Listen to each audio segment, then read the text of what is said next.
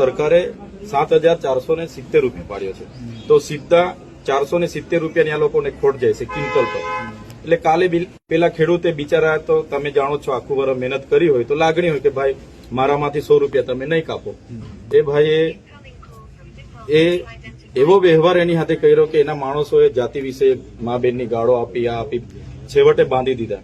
એના વિડીયો તમે જો બાંધીને, એટલે આ ગુજરાતમાં અમને તો એવું લાગે છે કે કોઈ કાયદા વ્યવસ્થાની આ લોકોને ડર જ નથી, તો જ આટલી બધી હિંમત થાય ને બાંધ્યું. પેલા ભાઈએ કીધું કે 500 લોકોમાં મને માર્યા, એટલે એ ભાઈએ કીધું કે મેં દવા બી પીધી છે, છતાં આ લોકોએ જરા પણ રહેમ રાખ્યા વગર મારતા રહ્યા. એ તો સારું કે બીજા ખેડૂત આગેવાનો ત્યાં હતા, એમણે છોડાવ્યા, પછી દવાખાને લઈ ગયા, અને પછી હમણાં એ પ્રમુખ સ્વામી હોસ્પિટલ ડભોઈ ખાતે છે. અમે તેની મુલાકાત લઈને આવ્યા છે, ડોક્ટર સાથે પણ વાત કરી છે. બસ અમારા બધા વતી એ રજૂઆત લઈને તમારી સમક્ષ આવ્યા છે. એમાં જે હમણાં એફઆઈઆર થઈ છે અડધો કલાક પહેલા, મેં તો હજુ વાંચી નથી, હમણાં કીધું એફઆઈઆર થઈ છે, પણ આ આગેવાનોનું અને વકીલશ્રીનું કહેવાનું એવું છે, હળવી કલમ નાખીને એફઆઈઆર થયેલી છે, અહીંયા જામીનો થઈ જાય એવી કલમો નાખી છે. તો આટલી મોટી ઘટના ઘટી, એ ભાઈને મારી નાખવાનો પ્રયાસ થયા, ગેરકાયદેસર મંડળી બનાવી, તો રાયોટિંગથી માંડીને તમામ ગુનાઓ દાખલ થાય.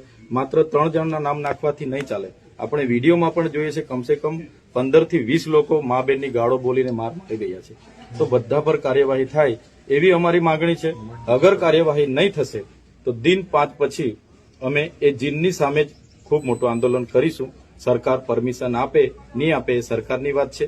અમે આજે પણ સંવાદમાં માનીએ છીએ, સંવિધાનમાં માનીએ છીએ, એટલે તમારા પર શાંતિથી રજૂઆત કરવા માટે આવ્યા છે.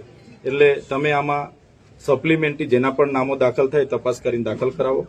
જે પણ કલમો હજુ પણ દાખલ થતી હોય સંપૂર્ણ દાખલ કરાવો, અને ખેડૂતને ન્યાય મળે એ જ અમારી આપશ્રી પર માંગણી છે. हमारी तपास जारी है. जैसे जैसे नाम खुलते हैं, जैसे जैसे हमारे सामने बनाव का किस्सा आता जाता है कि कितने लोग थे, ज्यादा लोग होते हैं तो राइटिंग का गुनाह दर्ज करना है, तो वो भी करेंगे हम लोग. तो अभी हमारी तपास जारी है, लेकिन जब तक हमारी तपास में चीजें नहीं निकलती है, हम जो लोगों से पूछताछ है ये चलती रहेगी. जो वहाँ पे मजदूर उपस्थित थे, जो खेडूत थे, हम उन सबके निवेदन लेंगे. उसके बाद जो निकल के आता है उसके अनुसार हम जो तपास करनी है वो करेंगे और कड़ी कार्यवाही करेंगे. जी धन्यवाद. ठीक है सर, मिलते हैं. ગુના દાખલ કરવા છે એ સાહેબ તમે